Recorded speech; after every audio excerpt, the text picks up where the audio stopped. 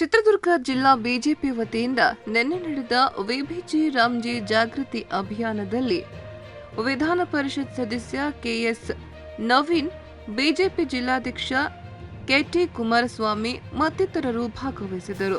ಸುದ್ದಿಗಾರರೊಂದಿಗೆ ಮಾತನಾಡಿದ ಶಾಸಕ ಜಿಎಚ್ ತಿಪ್ಪಾರೆಡ್ಡಿ, ಗ್ರಾಮೀಣ ಪ್ರದೇಶದ ಜನರಿಗೆ ಅವಕಾಶ ಕಲ್ಪಿಸುವ ಉದ್ದೇಶದಿಂದ ಕೇಂದ್ರ ಸರ್ಕಾರ ಉದ್ಯೋಗ ಖಾತರಿ ಯೋಜನೆಗೆ ಹೊಸ ರೂಪ ನೀಡಿದೆ.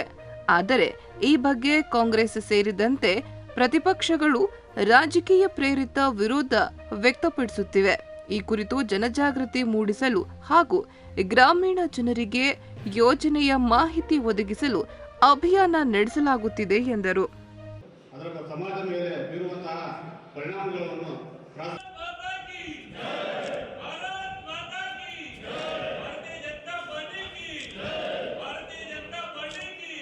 ಭಾರತೀಯ ಜನತಾ ಪಕ್ಷದ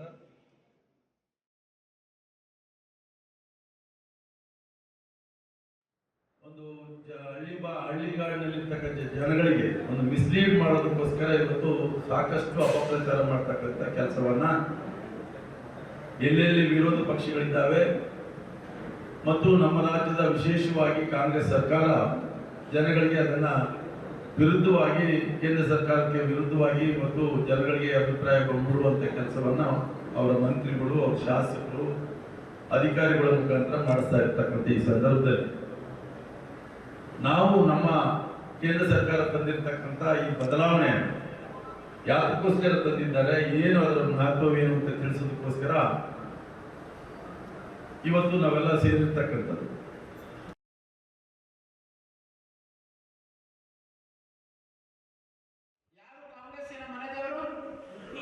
ಸುಳ್ಳೇ ಕಾಂಗ್ರೆಸ್ಸಿನ ಮನೆದೇವರು.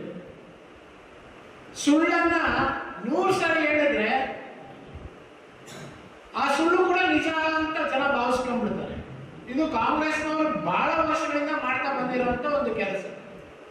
ಸುಳ್ಳನ್ನ ಆರಾಧನೆ ಮಾಡುವಂಥದ್ದು, ಸುಳ್ಳನ್ನ ಜನರ ಮಧ್ಯೆ ಹೇಳುವಂಥದ್ದು, ಸುಳ್ಳನ್ನ ಜನರ ಮಧ್ಯೆ ನಂಬಿಸುವಂತ ಕೆಲಸವನ್ನ ಮಾಡ್ತಾರೆ.